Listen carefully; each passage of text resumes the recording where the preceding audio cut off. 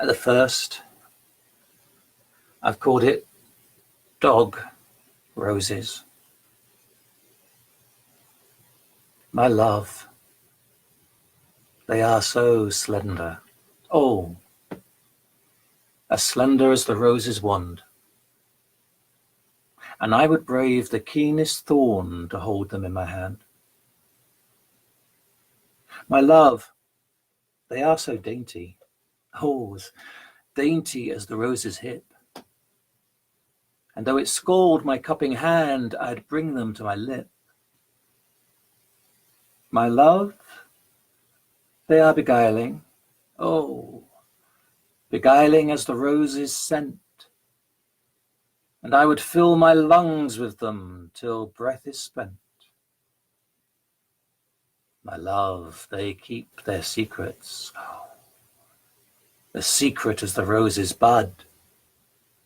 And I would blaze as bright as sun to coax them from their hood. My love has many faces. Oh, just as the rose has petals 5. And I would cut a swathe to keep each one of them alive. My love is ever striving. Oh, striving as the roses climb.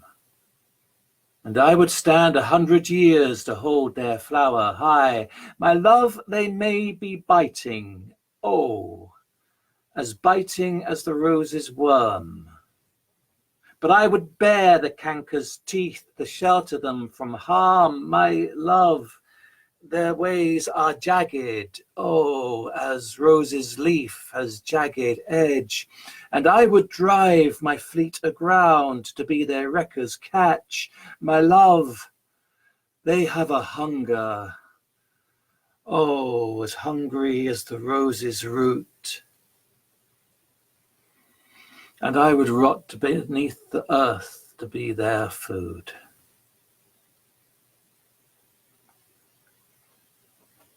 As I say, dramatic, over-dramatized perhaps, but sometimes that is how it has felt.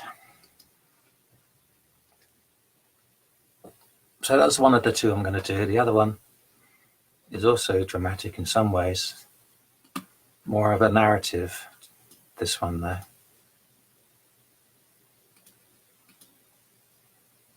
And it's a longer one, which is partly why I'm only doing the two.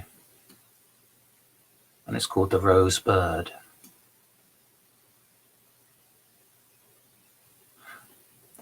Upon a garden tower of stone and wood, amidst a throng of autumn roses stood. There lay a man of solid blood, full of sorrow, full of care. New awakened in his bower from bitter dreams and visions dour, he heard a note of gentle power, birdsong of the waning hour, calling on the evening air, delicate as dying flowers falling through the evening air. Far softer than the velvet petal torn and spread in tattered blanket o'er the lawn, it caught him like a sharp and hungry thorn, full of sorrow, full of care. Climbing to the tower's height, melancholy vying with delight, it drew his gaze outward to the night to seek whichever songbird might disturb the evening air. Sifting through a thickening light, he found no wren or linnet there, but limp and sombre roses all around, rooted in the heavy guarded ground. They nodded at the sound, full of sorrow, full of care, and dripped their petals to the dew, revealing not if any knew the singer of that carol true. The string of trilling music drew no answer from the air, no keening bird of sorrow flew across the evening air. A month and more in tower's loft he'd spent alone, repenting all he'd lost, a love in ashes turned to dust, gone to sorrow, gone to care, and he lamenting on his woes. But now into his window blows a song to mourn the wilting rose. Drawn by sweetened grief, he goes to plumb the tower stair, descending as the darkness grows deeper in the evening air, and hovered in the shadows at the door, he silent stays a timid moment more, to hear the haunting treble soar, in spite of sorrow, in spite of care, of how a love in heat of June might turn upon a flower's bloom, with raging thorns a guileless heart impugn, and as so many petals strewn be blown upon the summer air, and spill upon the ground too soon, as if it never were, as if such blossomed love had never been, nor any kind of beauty seen, but turned instead to scathing winter's dream. So full of sorrow, full of care, he lashes at the bushes near, the song of yearning in his ear. Then, with a step compelled by fear, he trips, a foolish dumb career among the brambles there, all rose and bud and foliage clear, the naked branches there. Within his flailing hand he caught a lonely branch of green, and fraught with thorns it punctured skin, and brought a cry of sorrow, keen despair. With heart and head a hammer pounding, welling from the stinging mount of Venus, blood in swelling fountain fell in copious amount, a dripping on the evening air, bled through 7 heartbeats count, raining in the evening air. Across the ground, the faded red of roses, falling buds and petals shed, as if from grievous woundings bled, so full of sorrow, full of care, a kind of molted plumage, blown and into nested piles grown, it caught the gleaming raindrops, thrown like pips of pomegranate sown across a field of evening air, took the lifeblood for its own, drinking in the evening air.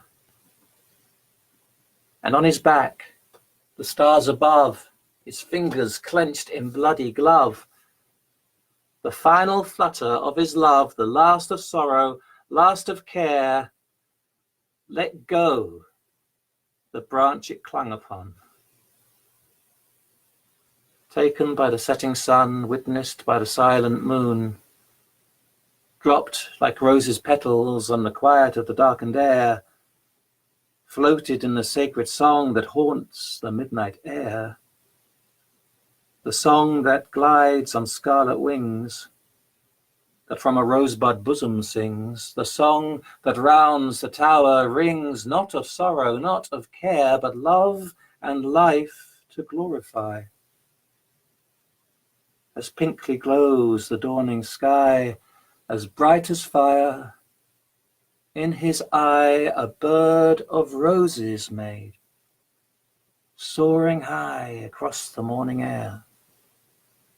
In velvet crimson, damask red, and crying through the morning air a song as secret as the furled bud, a song as hopeful as the opening bloom, a song as splendid as the rampant flower, a song as wise as the faded hue, a song as secret as the furled bud, a song as hopeful as the opening bloom, a song as splendid as the rampant flower, a song as wise as the faded hue, a song as sorrowed as the wilting head, a song as jagged as a leafy edge, a song with silence, out of sound of petals fallen to the ground. The bird of fallen roses wheeled around and vanished. Within the silence wound another song. Together bound hope with sorrow, joy with care. The saddened shadows fell away, as from the trod and spotted clay, arising with the morning ray, a rosebud new, winking at the day, tried the brightening air, and comfort in the briars lay, full of beauty, full of care.